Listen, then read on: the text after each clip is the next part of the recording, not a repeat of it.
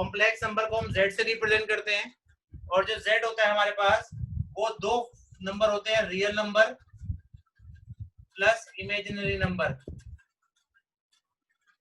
इन दोनों को मिलाकर बनाया जाता है। रियल नंबर और इमेजिनरी नंबर को दोनों को मिलाते हैं तो z बनता है, और z को बोलते हैं कॉम्प्लेक्स नंबर। अब रियल नंबर तो हमको पता है 5, 7, 10, 12, 18, 20, 5/2, 7/2, 9, 9/2, बट इमेजिनरी नंबर के बारे में हमको पता नहीं है। इमेजिनरी नंबर क्या होते हैं वो समझ लो। इमेजिनरी नंबर वो होते हैं जो रूट के अंदर लिखे जाते हैं। रूट के अंदर जैसे √-1, √-7, √-4, √-10 एंड सो ऑन। ऐसे नंबर जो रूट के अंदर लिखे जाते हैं उसे बोलते हैं इमेजिनरी नंबर।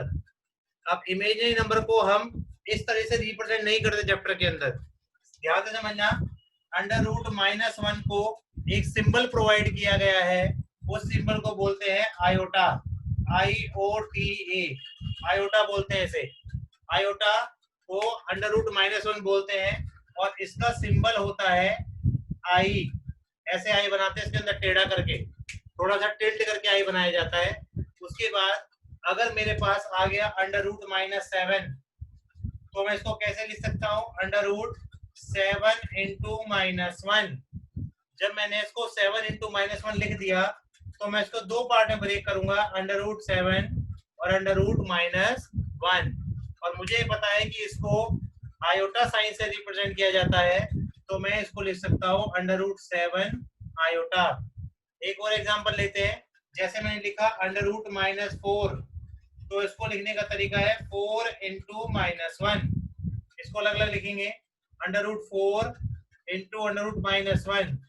और फिर √4 का हमको पता है कि √4 को लिखते हैं 2, और इसको क्या लिखते हैं आयोटा, तो आंसर आ गया 2 आयोटा। एक √10 का रह गया, वो भी समझ लो। √-10 को लिखेंगे 10 × -1, अलग अलग √10 × √-1, और लिखेंगे √10, और इसको क्या लिखेंगे आयोटा। आयोटा रूट के अंदर नहीं आता, ये बात का ध्यान रखना। आयोटा कभी रूट के अंदर नहीं आता।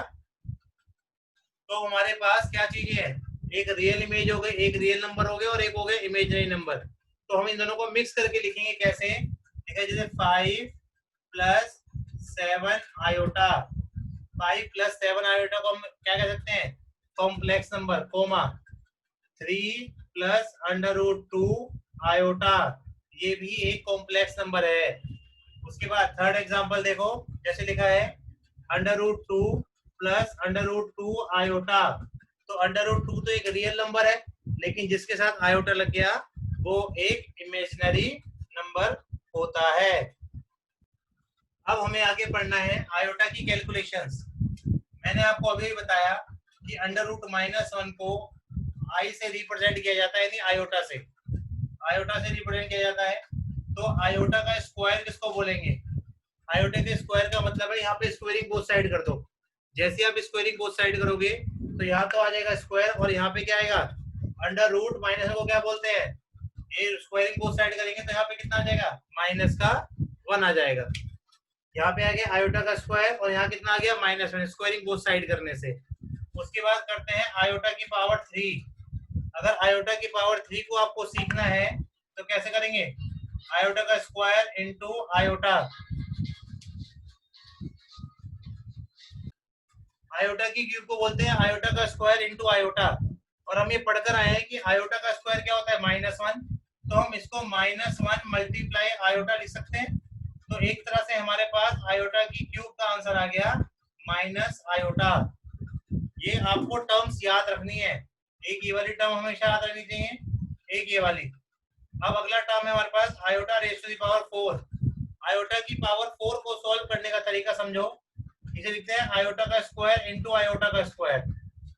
क्योंकि आयोटा की पावर 4 है, इसको हम दो पावर करके लिख सकते हैं, आयोटा का स्क्वायर, आयोटा का स्क्वायर। और आयोटा के स्क्वायर को हम क्या बोल चुके हैं, -1। तो यहाँ पर क्या आ गया, आयोटा की पावर 4 को लिखेंगे -1 इंटू -1, जो क्या होता है +1। तो एक टर्म और निकल के आई हमारे पास कि आयोटा की पावर 4 को +1 बोला जाता है। ये 3 टर्म हो गए हमारे पास। इसे बोलेंगे आयोटा। इसका इतना यूज नहीं है क्योंकि ये तो सिंबॉलिक फॉर्म है। आयोटा के स्क्वायर को -1, आयोटा की क्यूब को माइनस आयोटा, और आयोटा की पावर 4 को हम 1 बोलते हैं। अब आगे देखो हमारे पास जो न्यूमेरिकल्स आएंगे, जो क्वेश्चंस आएंगे आयोटा को लेकर, वो कैसे कैसे आते हैं। सबसे पहला क्वेश्चन देखो, लिखा है 2 प्लस आयोटा की पावर 2 को सॉल्व करो। 2 प्लस आयोटा की पावर 2 को हमें सॉल्व करना है। तो हम यहाँ पर a प्लस बी के होल स्क्वायर की आइडेंटिटी लगा देते हैं। a का स्क्वायर प्लस b का स्क्वायर प्लस 2ab। तो 2 का स्क्वायर 4 हो गया, आयोटा का स्क्वायर हमने -1 पढ़ा है, प्लस 4 आयोटा। अब यहाँ पर 4 में से 1 को माइनस कर दो तो आंसर आ गया 3 प्लस 4 आयोटा। ये हमारा आंसर आ गया। दूसरा क्वेश्चन देखो,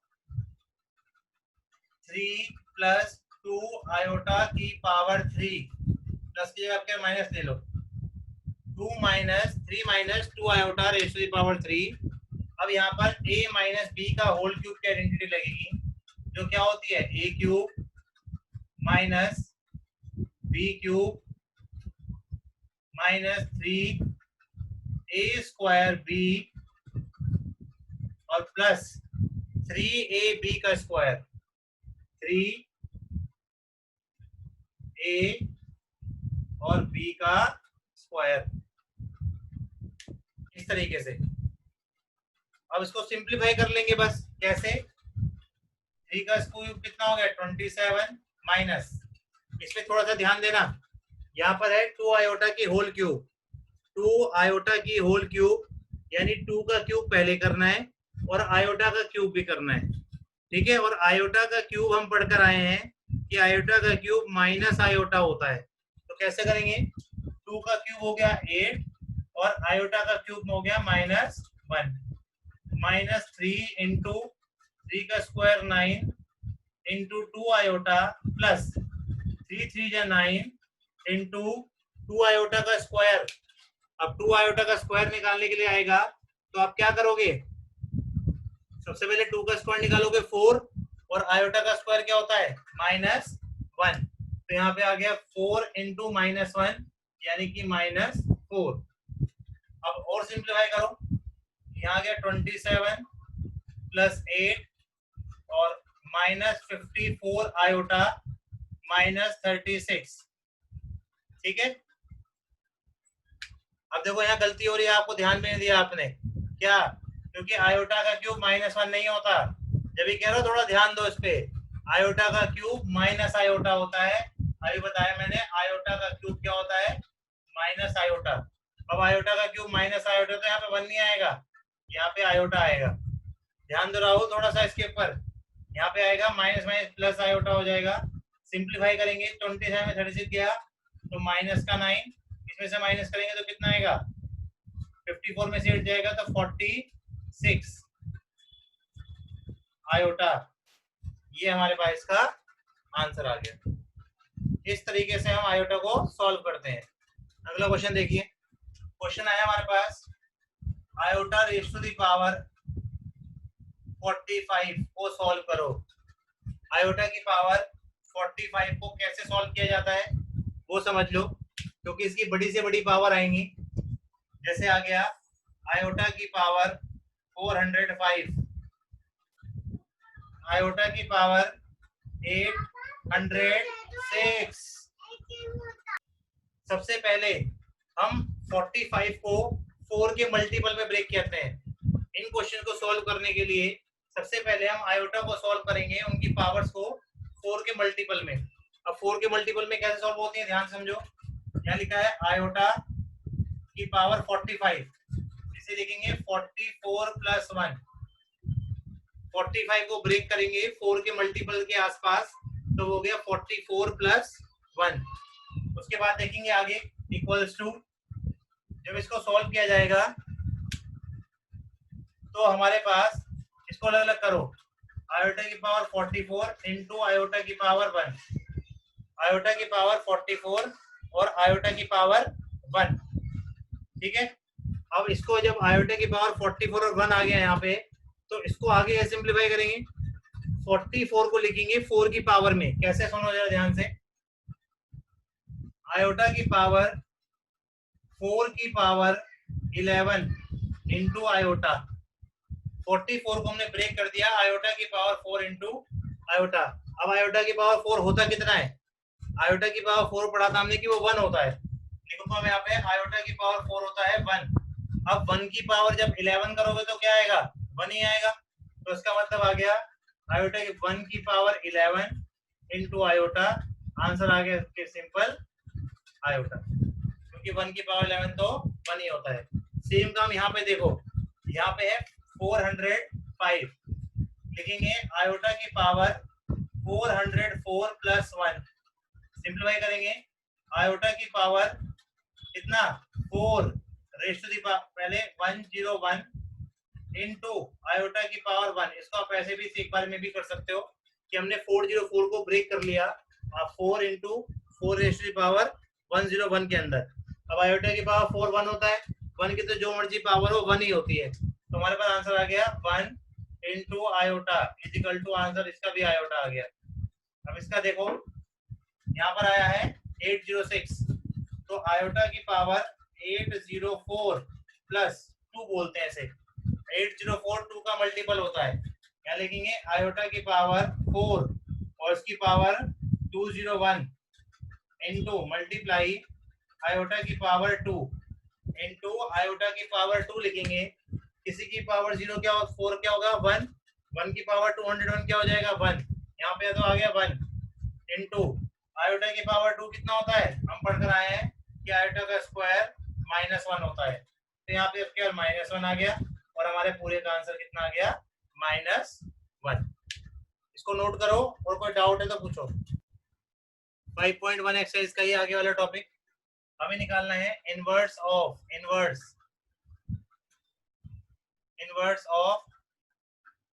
कॉम्प्लेक्स नंबर, जिसको हम z raise to the power -1 से डिनोट करते हैं, z raise to the power -1 से। अब ध्यान समझना, z मैंने आपको बताया था क्या होता है, कॉम्प्लेक्स नंबर होता है, कॉम्प्लेक्स नंबर, और z का फॉर्मेट होता है a plus iota b, a plus iota b।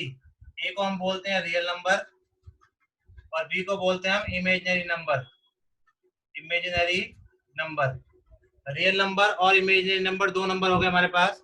उसके बाद अगर हम इनवर्स ऑफ कॉम्प्लेक्स नंबर निकालते हैं तो उसका एक फॉर्मूला होता है, z inverse is equal to z conjugate upon z के मोड का स्क्वायर। अब ये दोनों चीजें अलग अलग है, अगर मैं आपको समझाऊं तो इसे बोलते हैं z कॉन्जुगेट बोलते हैं इसे, और इसे बोलते हैं modulus, conjugate and modulus. Conjugate में क्या करते हैं समझो, पहली बात,